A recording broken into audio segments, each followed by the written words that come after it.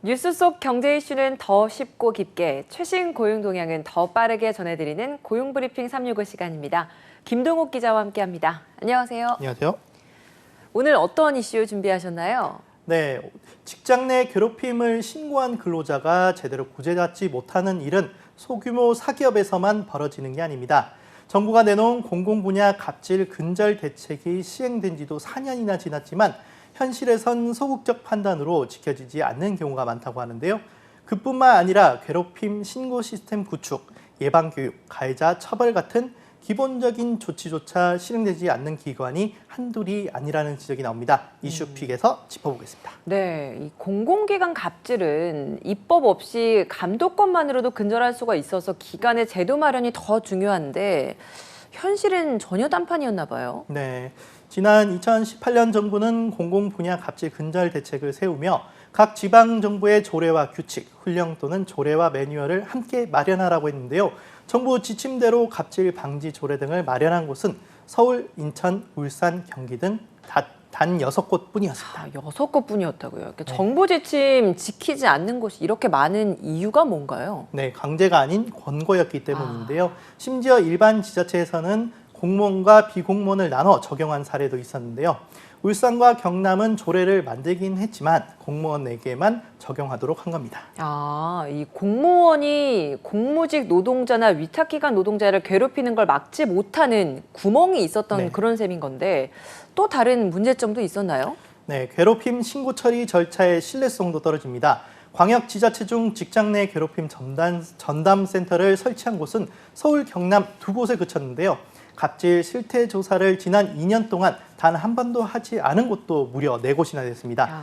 전문 교육받은 담당자가 있는 것도 아니고 실태 파악 의지도 보이지 않으니 갑질을 당해서도 어디 호소할 데가 없는 셈이죠.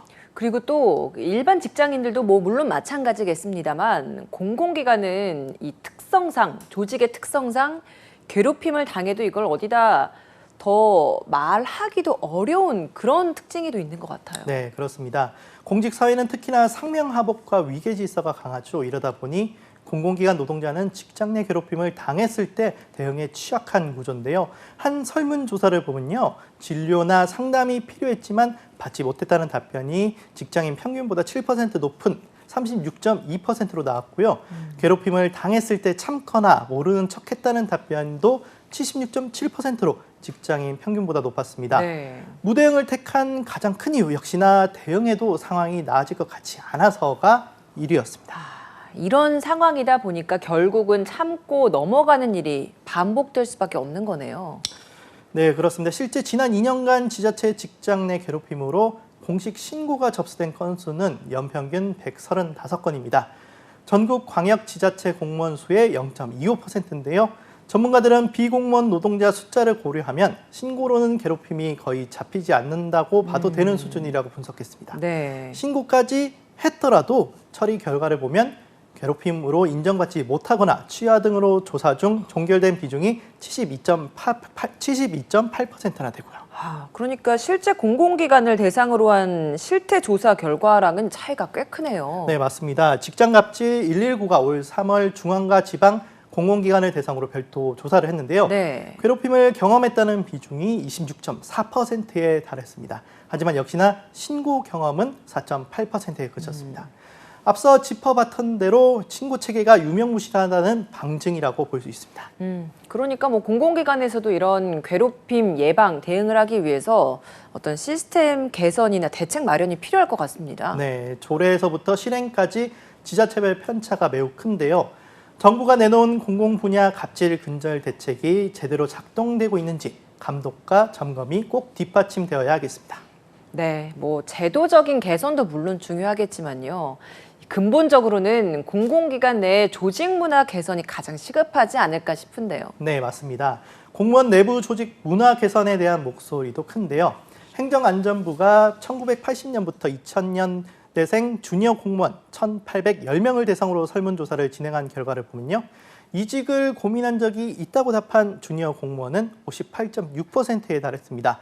그 이유로는 조직 문화에 대한 회의감과 일하는 방식에 대한 회의감이 꼽혔습니다. 네, 좋습니다. 한 컷 이슈도 짚어보겠습니다. 어떤 소식인가요? 네, 공공기관에서의 갑질 근절 종합 대책이 잘 이행되고 있는지 짚어봤는데요. 네. 일반 직장은 어떨까요? 직장갑질 119에 따르면 직장인의 23.5%가 최근 1년 사이 직장 내 괴롭힘을 경험했는데요. 법 시행 이후 직장 내 괴롭힘을 경험한 비율은 10% 정도 낮아졌습니다. 하지만 내용을 들여다보면 문제는 여전한데요. 직장 내 괴롭힘을 경험했다고 응답한 이들 중 31.5%는 괴롭힘 수준이 심각하다고 답했고 괴롭힘 때문에 자해 등 극단적인 행위를 고민했다는 응답도 7.4%였습니다. 극단적인 선택까지 고민을 네, 했다는 거 가볍지 보면 네, 정말 가볍지 않은 수준인 것 같습니다.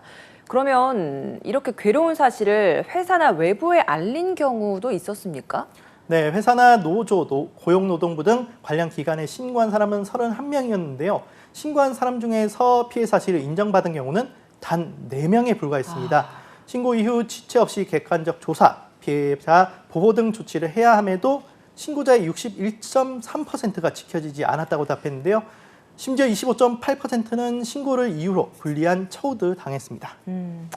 공공기관도 또 일반 직장도 이런 갑질 피해를 당하는 이들을 더 지켜주기 위해서 어떤 근본적인 처방이 필요하지 않을까 싶네요. 네, 그렇습니다. 사실상 감사관실 갑질 신고 시스템이 제대로 작동하지 않고 있다는 건데요.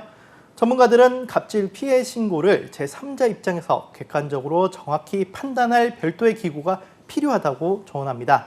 또 갑질 피해 사실이 확인될 경우 합당한 징계와 피해자와의 분리 같은 분명한 처분도 요구됩니다. 네. 지방자치단체를 비롯한 공직사회는 물론이고 일반 직장에도 노동자의 권리를 보장할 수 있도록 갑질 방지법이 정착하기 위한 적극적인 노력이 필요해 보입니다. 오늘도 김동욱 기자와 함께했습니다. 고맙습니다.